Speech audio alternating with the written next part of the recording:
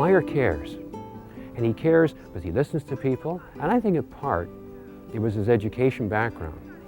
He would always remind people he started out as an elementary school teacher, and that many of the things he learned as an elementary school teacher were equally applicable within the hallowed halls of universities. Myer has always been and always will be a teacher.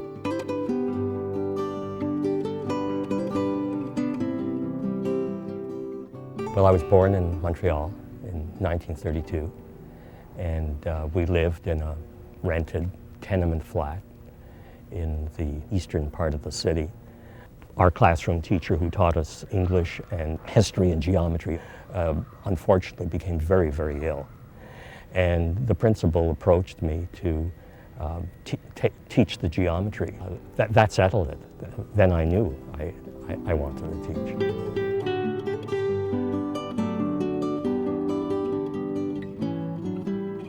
Of course, I'm embarrassed to have to admit that when I first began to think about the relatively new Ed-Admin program at the U of A, I didn't know where the U of A was. When you look back, it does seem as if, I served as a chair for 3 years and a dean and so on. But there wasn't the grand design. Believe me, there wasn't. And I was very impressed because he was still clearly doing academic scholarly work. The fact that he was there as an external examiner in the midst of being a president impressed me a great deal, and that he still had a strong interest and commitment to teacher education. And one of the things I so admire is always the day before a student's defense, there's a little note from Myer, usually now on email, or a phone call at home to them the night before telling them not to be concerned, that they're going to be fine, that, and I think that kind of touch is just something that's amazing.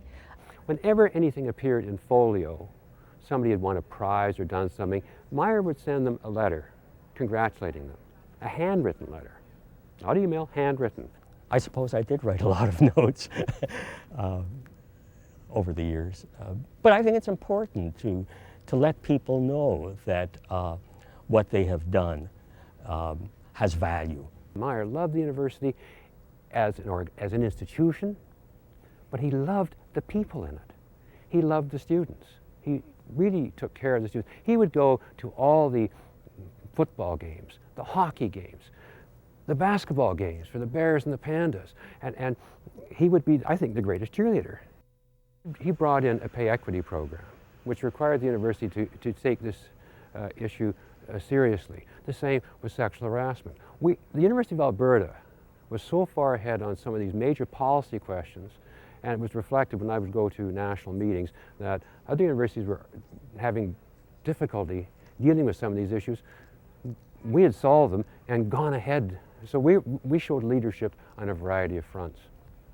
One of the most pleasing things that occurred, because it was such an absolute surprise, was when the students renamed the sub-theater as the Myer Horowitz Theater. It symbolizes the respect that the students had for him, because that is their decision, that is their building, and that's something that they did all by themselves. And Myer was just, you could just see the surprise, but also the delight. We moved here 4 years ago. It's very satisfying to continue to interact with some students and with some faculty. Hi, Jim.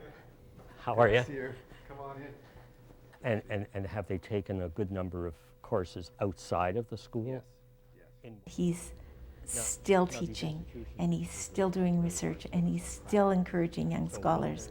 Certainly every time I'm about to try something that I haven't tried before, Myer's the person that I send the email to. And sometimes it is crucial to give it a light touch, to see some humor in some serious events, and to help other people to laugh a bit. Not that much.